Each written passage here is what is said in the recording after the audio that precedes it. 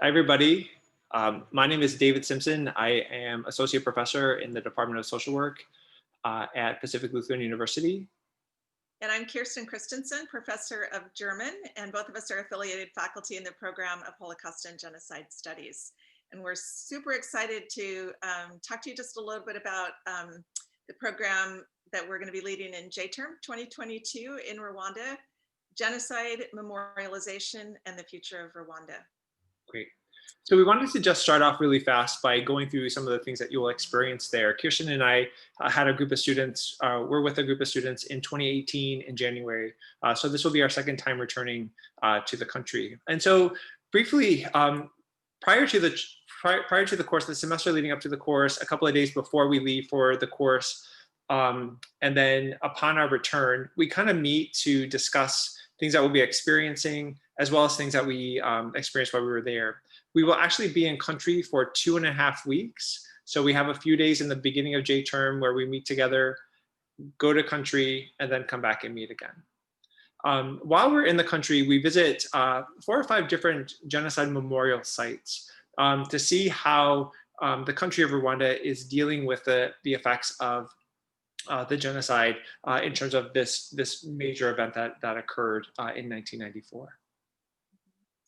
We also will be visiting a variety of organizations and sites. We'll be meeting with survivors, quite a few survivors, perpetrators, schools, and other organizations that are engaged in nation and peace building efforts. It's been over 25 years since the genocide happened, but the trauma lingers, and our interest is in getting to know the people who are working to help the nation overcome that.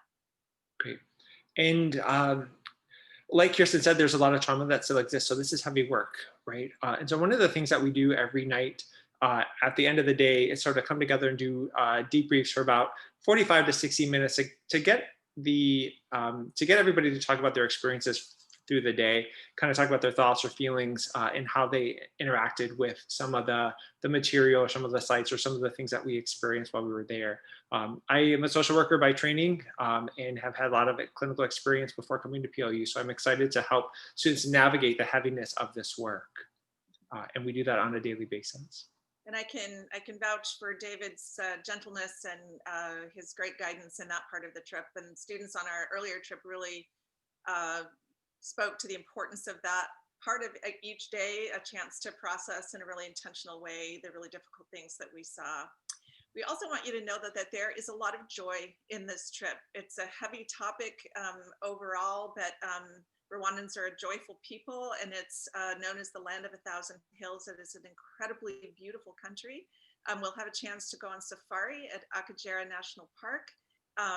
There are a couple of days built in for you to explore the capital of Kigali, which is very hilly and beautiful and has bustling, colorful marketplaces. And you'll also get a chance to meet a lot of wonderful Rwandans, our translator, our driver, the people at the guest house where we live, and all the other beautiful people that make our course possible. Awesome. So we want to show you a couple of pictures that we took to give you an experience of what it will look like while we're there. So I wanted to this is one of the genocide memorial sites. It's a church where mass violence happened while during the genocide. I lied to you. Here we go. Okay, so this is the capital city of Kigali. So you'll see it's pretty hilly, and that's the downtown area in the distance. This is the beautiful countryside. As Kirsten said, it's the land of 1,000 hills, and it is really, really lovely. And you'll see one of our students down here at the bottom left. This is a day we spend with, that's a picture of a day we spent with artisans, and so that'll be part of our trip in 2022 as well. Do you want to share what this picture is, Kirsten? Sure. This is at a place called a Reconciliation Village, where the villagers there greeted us with traditional dance and song. And then we also heard from survivors and perpetrators who now live side by side in this village, where they are brought together and given support to live side by side in spite of all that happened. It's an interesting experiment. Absolutely. And you want to talk about this one too?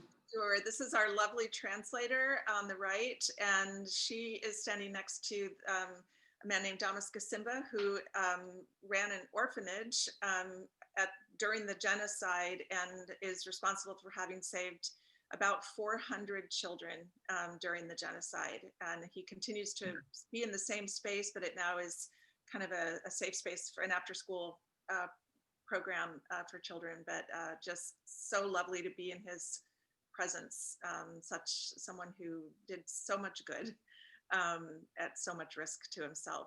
So those are just a few images to maybe give you a sense of what Rwanda looks like and some of what we'll be doing.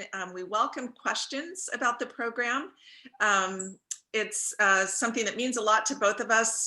We've, again, had a chance to be there. We have deep connections there and look forward to introducing you to it. So please reach out if we can answer any questions. Absolutely. Take care.